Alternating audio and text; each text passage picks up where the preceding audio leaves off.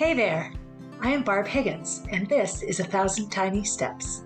In this podcast, I share my stories of love, loss, triumph, and tragedy as I continue to retrace my steps and ponder what led to the death of my daughter Molly. By doing so, I hope to not only help myself, but to bring purpose and possibility to those who listen. If you are ready to laugh, cry, shake your head in disbelief, then tie, buckle, lace up, or slip on your shoes, and join me as we begin our 1,000 Tiny Steps. Hey everybody, Barb Higgins here, welcoming you to episode 123 of 1,000 Tiny Steps. So I'm looking as I'm recording, I'm leaning over right now. If you can see me, I have a picture behind me of Mrs. Peterson, Rachel, and Molly. So the way I'm sitting, I just see them peering over my head. Anyway, as I record this, it's the end of December and I'm wheezy and I'm cranky and my eyes are itchy. What a great visual. We're in the throes of kitchen renovation. And as always, so many things in my life are a metaphor for life. It's not about the thing that's happening. It's about what it represents in your life. And so with a house as old as mine, it was finished being built in 1905. It's now 2023. Well, no, 2024. So that's 119 years old. That's not a new house, right? And so with every layer you peel back is a new story.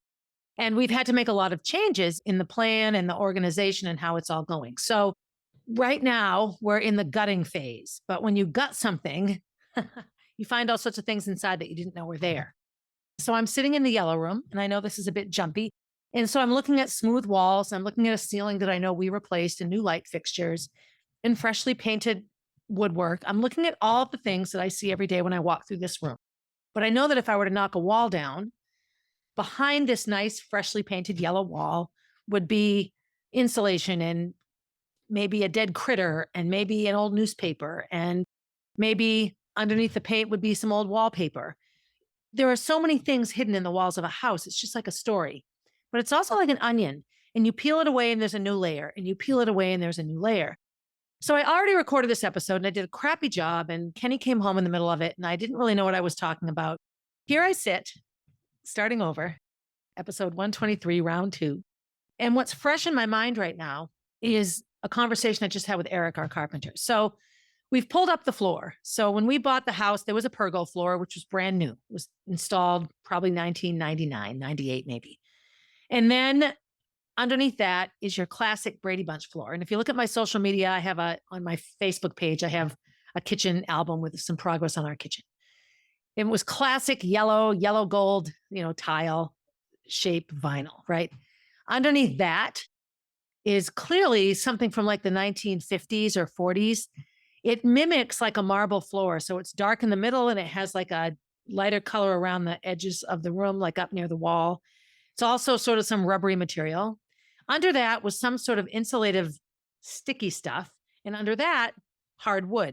So not beautiful hardwood like you'd find in a living room or something like that, but wood, a wood floor. And it got me just thinking about the process of doing our house over. So every conversation I have with my designer, Taylor, with Eric and Mark, the people that are building, and the electricians and the plumbers, is how do I maintain the integrity of the house? I don't want to just gut the house and put something brand new in that isn't authentic, right? I want it to look like it looked when it was built, or I want it to be consistent with an old house. I don't want, track lighting and all this fancy stuff, because that's not what would be in a house like this. Except as I peel back every layer, as we look at what's underneath one layer of wallpaper or behind the plaster or under the pergo floor, what I find is that the people that built the house and lived in it for 85 years had no trouble just slapping on something new and shiny over whatever was underneath it. There wasn't a lot of maintaining integrity or keeping it authentic. As things got modern, as new conveniences were invented and came along, they were slapped in. This house was just lipsticked and rouged over and over again. And so I got laughing with Eric about it, like, wow, here I'm so worried about the integrity of the house, but everything that's been done to it was just slapped on top of what already existed. It just made it pretty, right? It didn't really update it or update it in a way that was authentic to its originality. Then we got talking about the energy that houses have. And he's a builder and he's a creator. And so he gets very caught up in the energy that the house brings. And I'm a firm believer in that. I think everything on earth has energy, right? we're energy. Energy is infinite. And so he gets a sense of feeling from the things that he does. So we had a plan on how to sort of quasi level out the floor, right?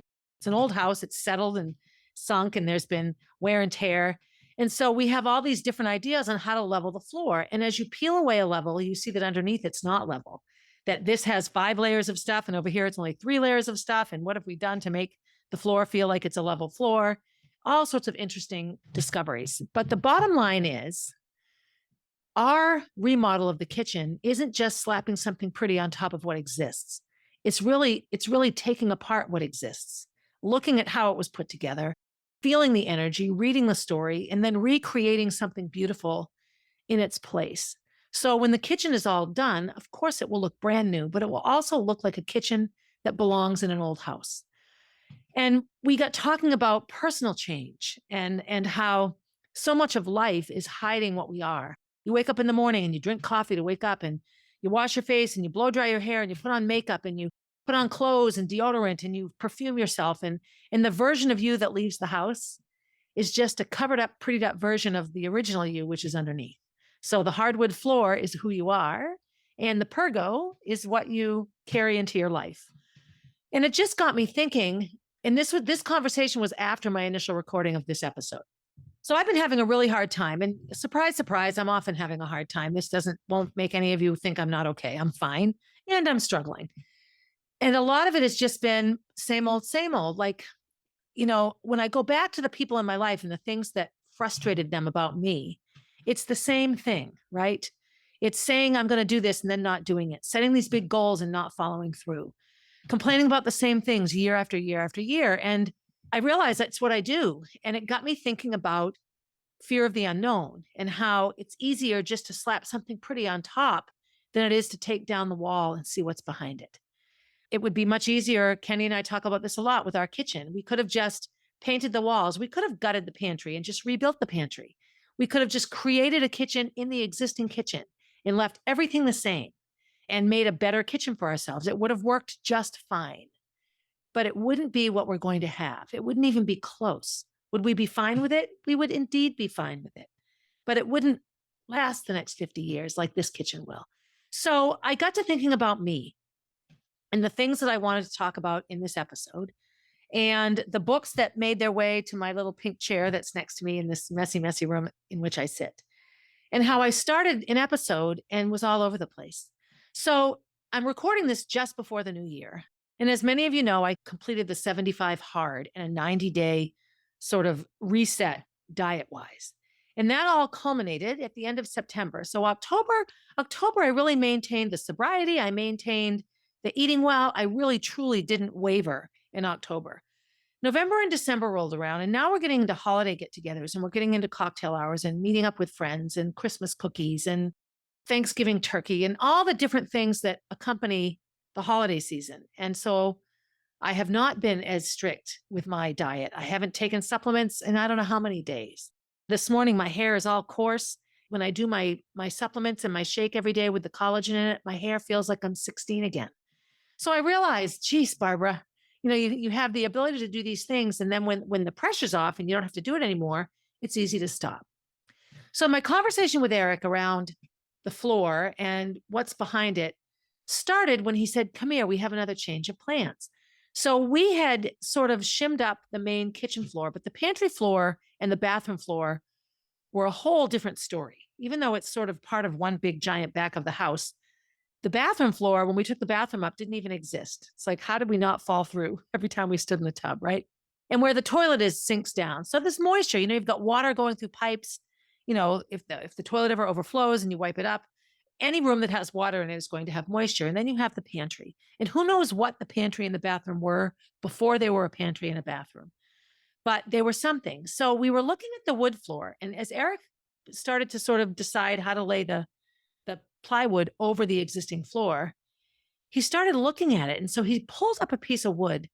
And I wish I had it to show you, but think of a long piece of hardwood. And if you looked at it lengthwise, looking up the length of the wood, it scooped in. It was almost like a half pipe, right? It dipped in, and it was super, super thin in the middle and wider on the sides. And then the whole thing was was narrow in the middle and wider on the other sides. I know that makes no sense, but it was clear that there was a pattern of wear and that the pattern of wear looked like it had to do with water. So when I think of what happened in that room before the two versions of the tile floors went over it and then the pergo floor, I'm sure buckets of water were brought in there. I'm sure that those floors saw water. I'm sure they were mopped with a bucket full of water. You mopped a floor every day in those days because germs were so prevalent and there was no such thing as an antibiotic. And housekeeping wasn't to make your house look pretty. It was to keep you from catching something and dying. But the wear of the floor was just so unique and just so interesting and just so cool. So we had to read, you know what? I have to pull all this up. Now I'll figure out how to level the floor. So now what I look at when I walk into where the pantry was is the original boards that were put down on top of the basement in 1905. And that is the surface upon which the new entryway and mudroom will be built. There's something just stunning about it. There's something real about it. There's something transparent about it, right? You can't deny it. All the layers have been pulled back. If we pulled that up, we'd be looking into the basement. Every single layer has been pulled up. So we stood there just sort of contemplating what happened on that floor to make it wear that way. Why did it wear out so much there compared to other places? And I mean, some of it makes sense. Where you could walk in the pantry was a very small area. You could walk to the sink, or you could take a right-hand turn and go to the dishwasher or the cupboards, and then turn around and open the drawers. It's all very obvious, why it would wear out foot pattern that way.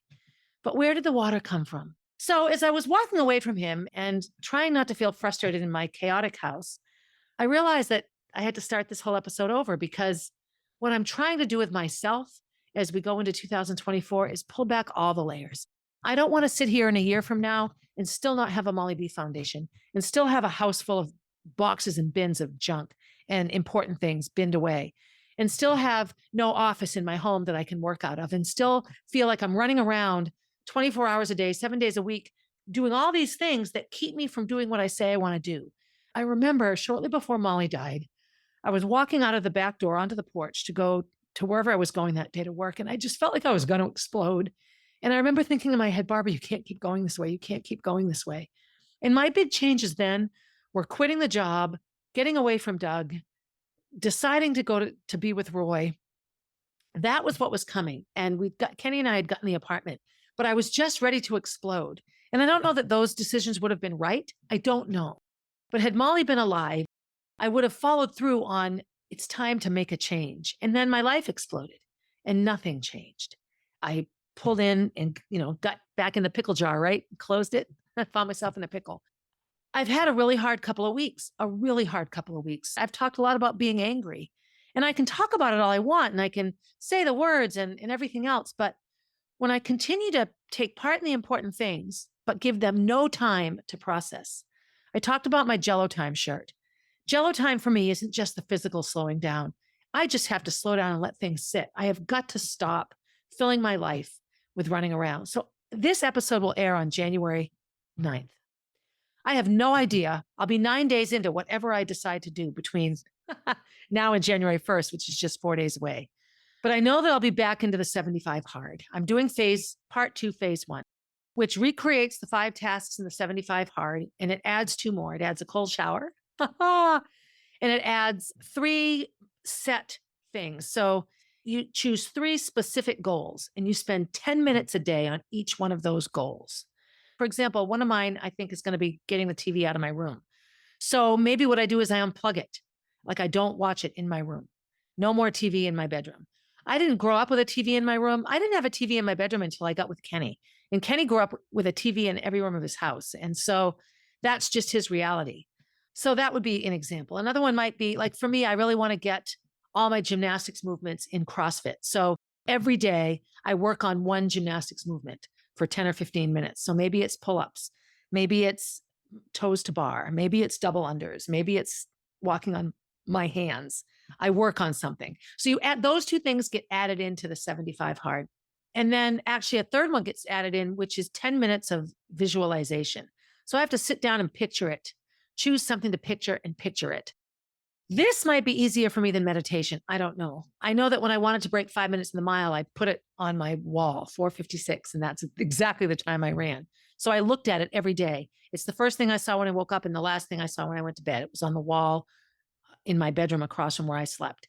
So the visualization. So these are things that get added in. And you only do it for 30 days. And at the end of 30 days, you can stop, unless I'm continuing the actual 75 days of the 75 hard. But it gives you 30 days to sort of focus on those things.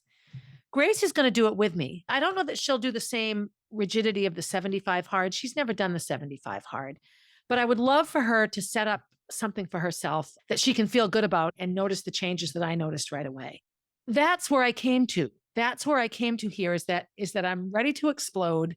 I'm just angry at myself all the time for not following through and doing what I say I want to do. One thing I thought of is that I just take a month off from everything. Like I get all my podcast episodes recorded ahead of time. I write 4 blogs. The only thing I would do is write my emails because those are in real time, right? I get everything ahead of time.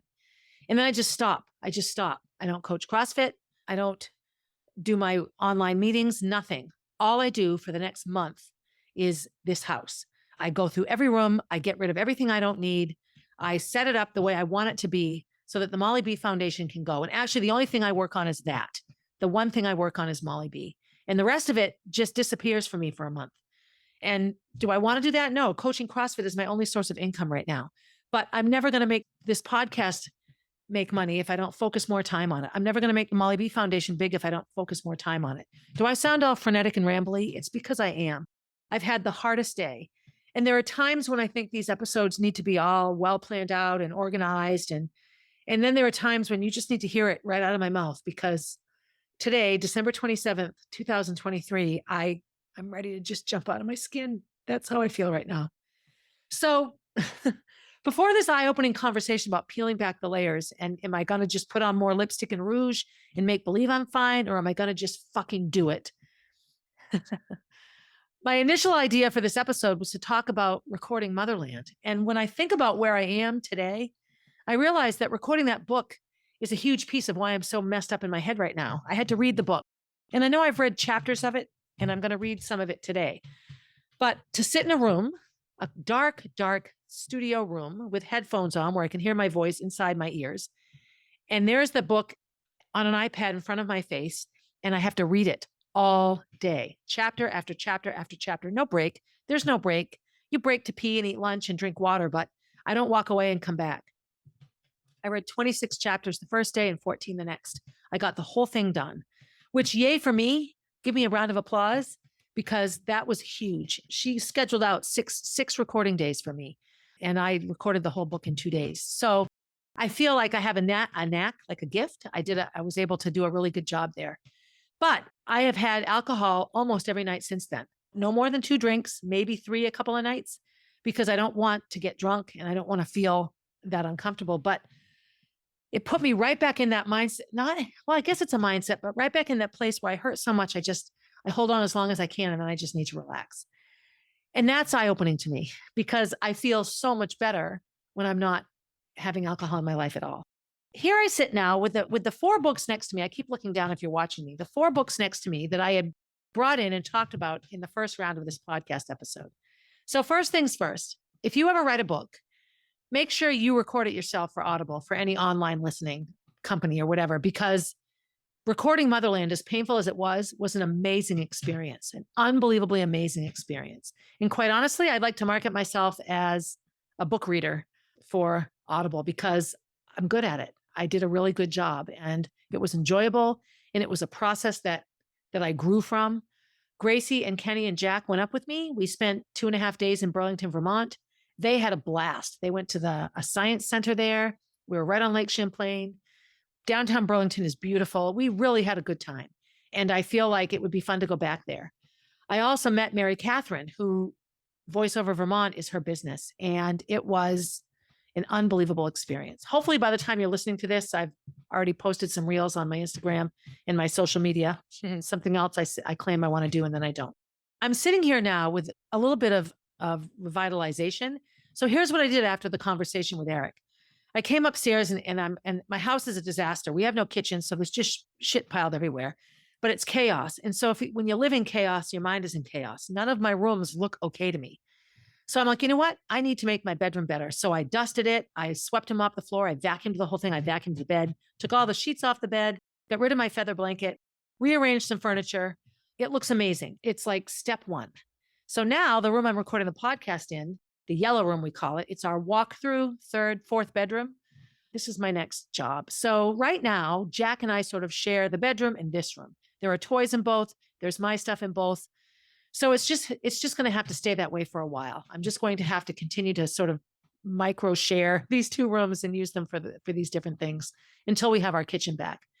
But it got me moving around. It got me physically moving my body and making visual progress, like folding laundry or shoveling snow. It's super helpful. But I do really firmly believe that the only way I'm going to do things is to just shut up and do them. And what I have to stop doing is running around, meeting the needs of other people. And even though it's doing things I love, I don't do anything that I don't enjoy. But I do think I have a hard time letting go of certain things because I just do. Like I didn't want to stop working at VLAX and I don't even think about VLAX anymore. And it's not that I didn't love it. It took me the longest time to let it go.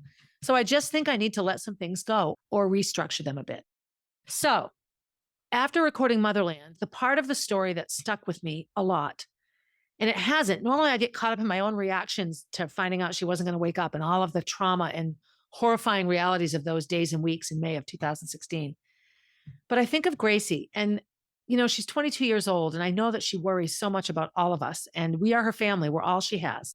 I know that she has extended family. I know she has half siblings, but they aren't her family. They aren't anyone that has been a part of her life or her experience or that she relates to in that way. That's why I love connecting her with Eleanor because she and Eleanor are similar in their desire to have family. In my walking around and finding a place to record this episode and rearranging, I came upon this book called Motherless Daughters. So I remember ordering it because I thought it was a bit more vague. I thought it was a book about people who felt like they didn't have mothers. And let me preface this by saying I love my mother and I know that she had a really, really rough life and for the most part has done the best that she can. But I have often felt motherless. And so I thought this book I would relate to it in that way. And really it's about women whose mothers have died.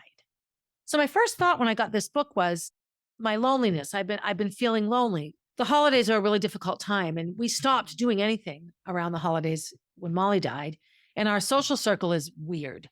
So we don't really have a social circle, quite honestly. So we don't get invited to things. And sometimes we don't get invited to things that are people that we see a lot.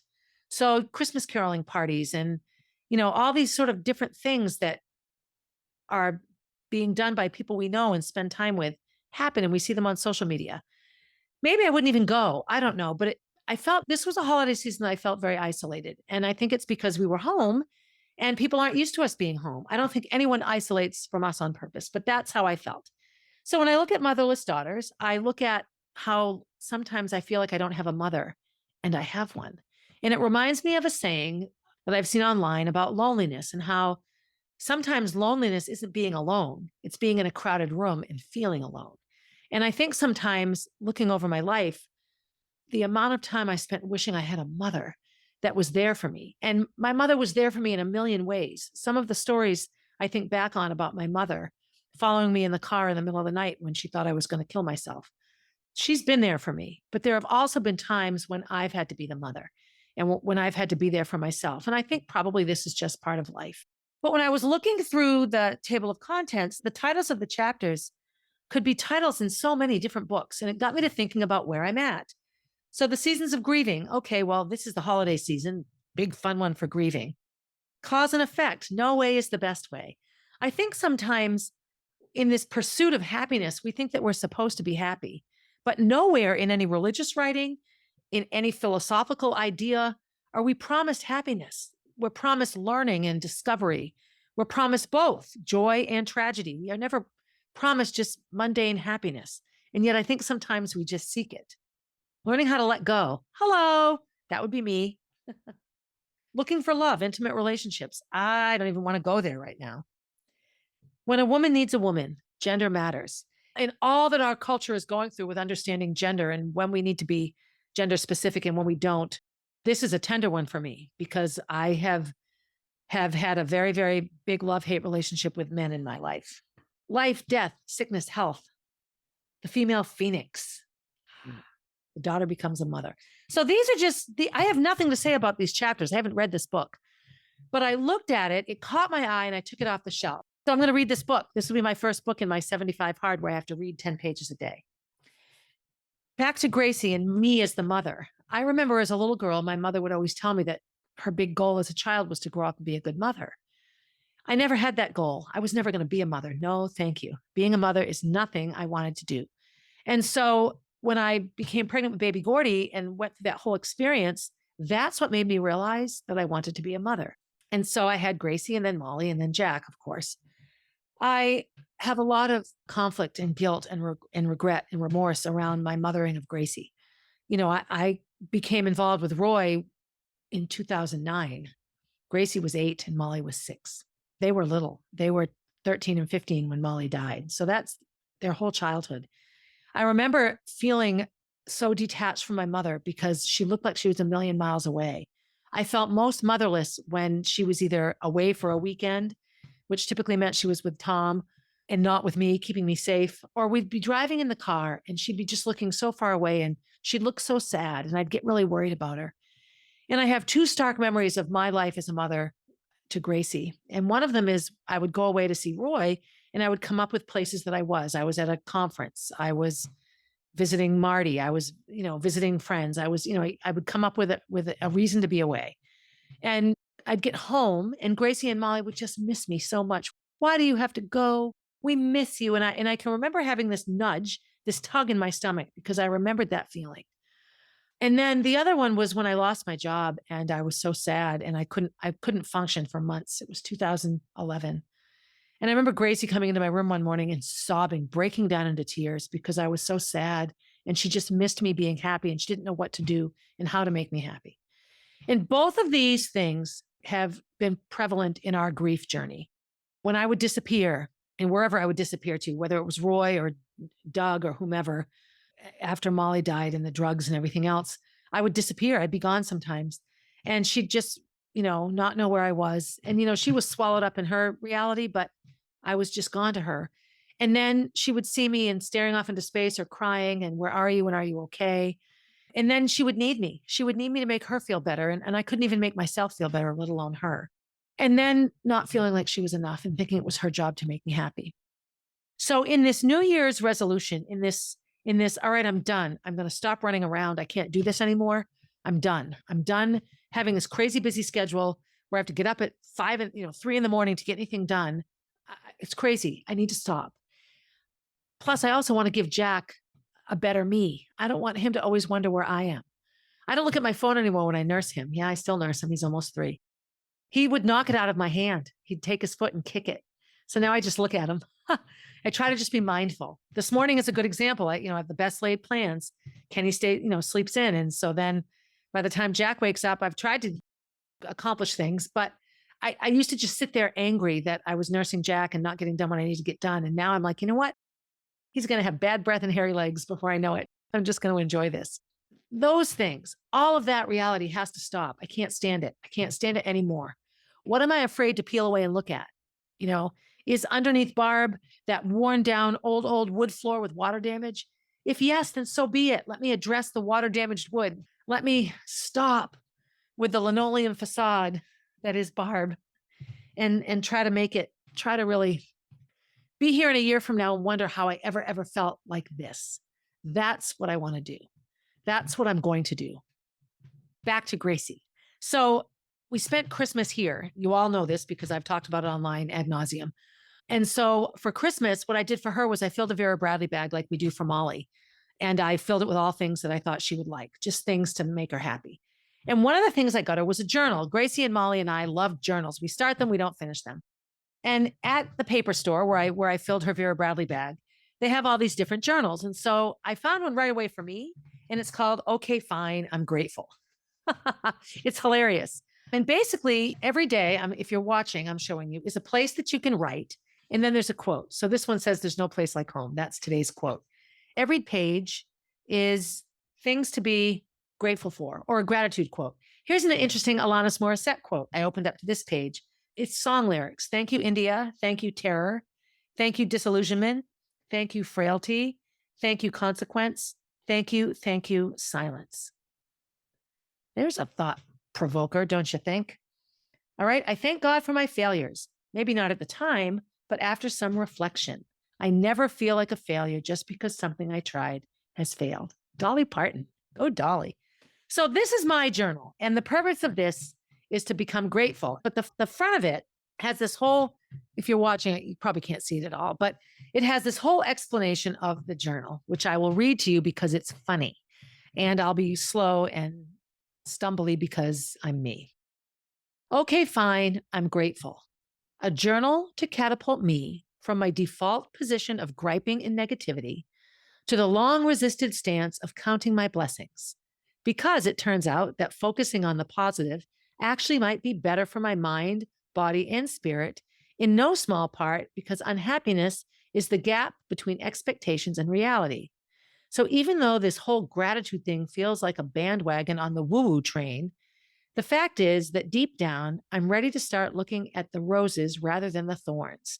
And if you absolutely force me to admit it, I will say that in all actuality, I do have so very much to be grateful for. So that's mine. Okay. So Gracie, my tender, sweet Gracie, who would flush the spiders down the toilet and she would visualize them in the sewage treatment plant with their friends, right? Gracie, sweet Gracie, kiss my knee. It's all better. It's going to be okay. This is the journal I got for her. So hers is the same. It's the same. It has a quote. Her quotes are around reassurance. If you are not happy, you had better stop worrying about it and see what treasures you can pluck from your own brand of unhappiness. I actually like her quotes better than mine, but I think that's the whole point. You need the journal that you don't like the quotes. Life isn't fair. It's just fairer than death. That's all. Make it work. So this is Gracie's journal. So it's going to be okay.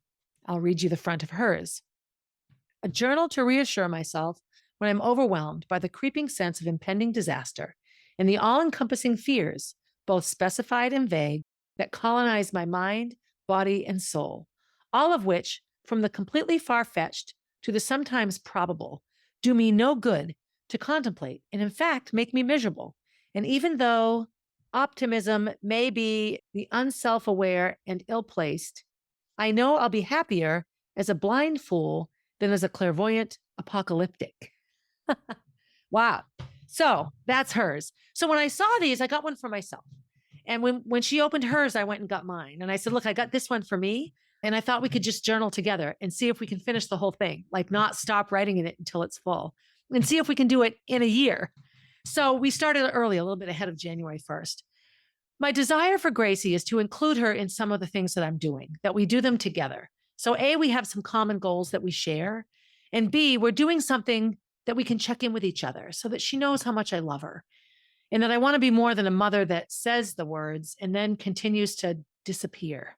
Whether I disappear while I'm sitting in the same room with her or whether I disappear because I have to go someplace away.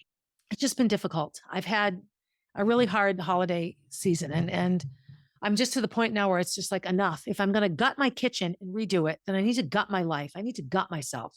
That sounds kind of gross, but you know, I look at how much I still think about all the Roy years and the Amy friendship. I think about it all the time, every day. Those things are in my mind. Losing my job, what it would be like if I were in my 30th year of teaching. I love teaching. I miss coaching. I miss timing indoor track meets. And am I living in the past and not letting go? Like, you know, it's such a fine line between learning from your experiences and living in the past. You can't just put things in a box like it never happened. It doesn't work. But you also can't live back there and stay stuck in a place that isn't helpful. So this is me right now as I ramble round and round about this. So the part of Motherland that sort of fits to this is the closing part of the book. Who can say? So there's a song, and actually I'll read about it. I'm not even going to say it too much. Michaela Judge sang this song in Molly Be the Musical. And then the slideshow at the end, the first round of slides were to Taylor Swift's 22. And then that faded away. And it went into this song, Because I Knew You for Good. Who can say? But it's from Wicked, the musical Wicked. And so I have a hard time with that song because it makes me cry. And it makes me think of Molly, obviously. I also know that when Jack was a baby, I would drive to Amesbury to go to Mom Strong, and he was teeny tiny in the car seat. that when he was crying back there, I would play this song and he'd stop crying. I could play 100 other songs and he would not stop. This one made him stop. So there's something special about the song and the connection to Molly. The other thing is when I was recording Motherland, we decided ahead of time. So recording a book has a lot that goes into it. And I was really anxious and nervous about it because I knew I would need coaching. I would need support. I would need somebody to be able to say, slow down on that. A little more emotion. You're setting the stage. Take a breath. Like all the different things that go into reading a story accurately. And she's all of this. She's amazing. Her ear is amazing. So I told her some of these things are going to make me cry. What should we do about that? Should I try not to cry? So she said that I had to be authentic, just read. And if we had to re-record something, that's the beauty of recording. So we decided ahead of time that even if I started to cry, I would keep going. She wouldn't stop or interrupt me until I said, okay, let's take a break or something. So 2 or 3 times in the book, my voice broke. I got trembly, but it wasn't so much that we needed to take it out. So I'm excited about that because it'll be a very authentic read when people listen. So in terms of not just covering up the worn out, water damaged wooden floor with the latest version of Kitchen Modern, right? Of really pulling it all up, getting right back to the bare bones, to what was put there in 1905, and putting on top of that what I want to walk on every day. That's me right now. So that's where this afterword comes in. So I've written the book, I've told the story, Jack is here, and this is how I end it. There's a song that accompanies the slideshow of Molly's pictures that my friend John made for the memorial. It's the closing number from the musical Wicked. The song is called For Good, and it's about how our lives are changed forever by the people we meet. Throughout the song, there's a question mark as to whether Glinda, the Good Witch of the North, has been changed for the better by her best friend Alfie, the Wicked Witch of the West. Glinda asks whether she's been changed for the better. I like that, the ambiguity, the honesty of that feeling. There's an assumption that when hard things happen to us, we're meant to come out of them stronger and better and more enlightened. But the truth is, we might not, or we might not for a very long time. And even if we do, we might slide back again and become worse even than before that thing happened. Or that better might be tainted by something else in our life that isn't so good. Because life is messy and complicated, and sometimes it just hits us so hard that we feel like we can't get up again, and like nothing good could possibly come of it all. And that's okay. Having something horrible happen to us doesn't mean we have to become saints. That's good. Some people are like that. Some people rise from the ashes like a phoenix, the tragedy saints. For most of us, becoming better because something bad has happened isn't even an option. Just getting through the day is hard enough. In musicals, it's different. In the song from Wicked, the lyrics do change. After the beautiful ambiguity of the first verses, the refrain switches from a question mark to the positive assertion. After everything she's been through, she believes that she has, indeed, been changed for the better. The message is clear, positive, optimistic, linear. At some point, all the hardship will turn good, and we will come out of it all better and stronger. I get it. Musicals need happy endings. We need happy endings. As human beings, we crave hope. I crave hope too. And maybe, just maybe, Glinda has it right. That if we survive, if we make it through, we are changed for the better. And my suspicion is that even if Glinda is right, that we've changed for the better, it's more complicated than that too. When I look back at all the things that have happened in my life, from my childhood of secrecy about abuse to subsequent abusive relationships with older men, my lifetime of addiction, the bad decisions I've made along the way, and ultimately my loss of Molly, I'd like to think that I've been changed for the better. I try to think that way, to be that way. I've certainly learned a great deal about myself and about the world because of everything I've been through. And for Molly, to honor her memory and her goodness, I try to do better, try to be better. But the words from the song that come back to me most are these. Who can say? Who can say if I've been changed for the better? In other words, the beginning of the song feels more honest than the end, because the truth of life, with all its pain and tragedy and hardship and messiness and beauty and friendship, and betrayal and love and loss is that we really don't know. We can't really say. We can just share our stories and stay open-minded and open-hearted and always keep learning and hope. Sure, always hope, but recognize that no one truly has the answers. It's a beautiful kind of paradox. Searching for answers is at the heart of what it means to be human. But that the only true answer we get from the universe, in my experience anyway, is that everything is a mystery. That neither the good bits nor the bad bits, the miracles or the tragedies, make much sense in the end. Or not from this side of death anyway. Maybe Molly was right when she envied Papa Gordy for passing away, because now he had all the answers. So we just must get on with the living and accept that sometimes we'll do something beautiful and miraculous, like having a baby at 57. And sometimes we'll get into our cars and drive to a tree in the middle of nowhere and scream our lungs out. And that both those things are in us, are us. And that's okay. Because that's who we are. Miserable and miraculous and broken and beautiful. And a mystery, always a mystery. I don't know what tomorrow will hold for me, for Kenny and Gracie and baby Jack. I'm not sure where Molly is right now or what she's doing. I don't know whether any of us could have prevented her death or what the purpose of her death was.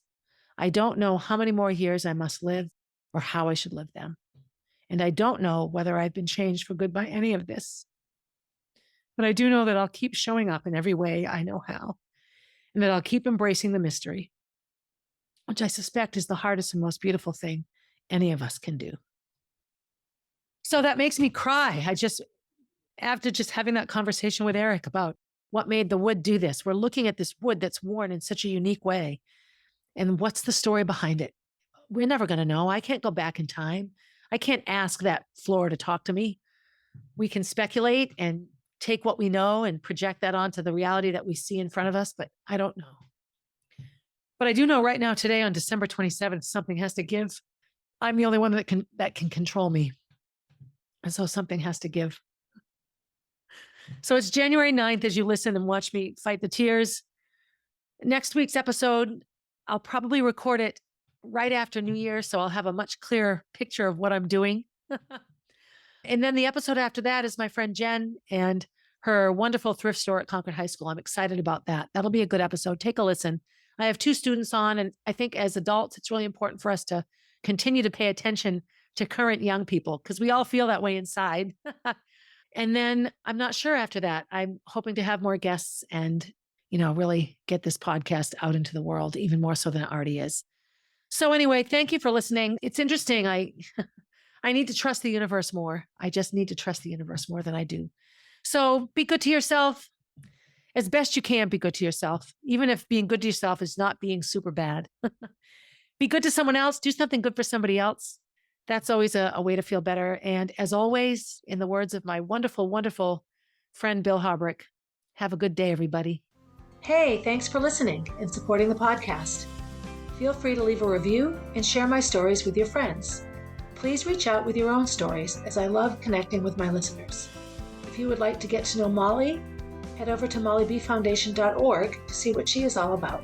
If you want to see what I'm up to next, you can find me on Instagram at barb_444, on Facebook as Barb Higgins, and at my website, 1000tinysteps.com. And while you're there, sign up for my newsletter, a weekly way to find out what's up in the life of Barb Higgins.